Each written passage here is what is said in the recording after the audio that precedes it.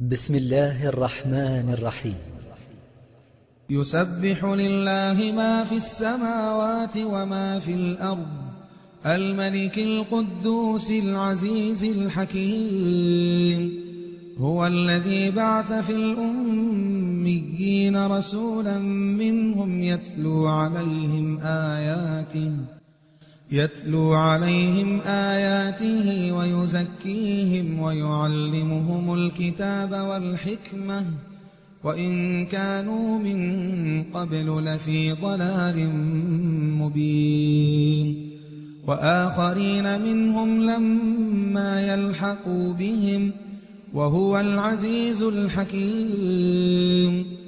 ذلك فضل الله يؤتيه من يشاء والله ذو الفضل العظيم.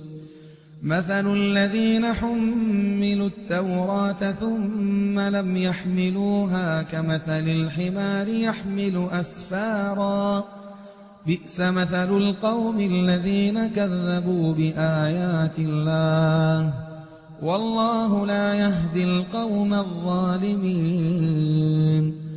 قل يا أيها الذين هادوا إن زعمتم أنكم أولياء لله من دون الناس فتمنوا الموت إن كنتم صادقين ولا يتمنونه أبدا بما قدمت أيديهم والله عليم بالظالمين.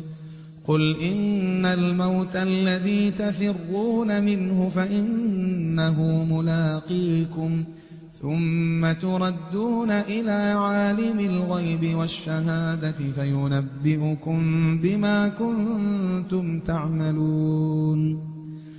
يا أيها الذين آمنوا إذا نودي للصلاة من يوم الجمعة فاسعوا إلى ذكر الله وذروا البيع، ذلكم خير لكم إن كنتم تعلمون.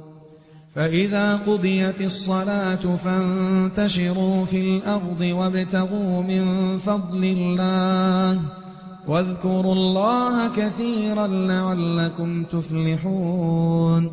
وإذا رأوا تجارة أو لهوا انفضوا إليها وتركوك قائما. قل ما عند الله خير من اللهو ومن التجارة والله خير الرازقين.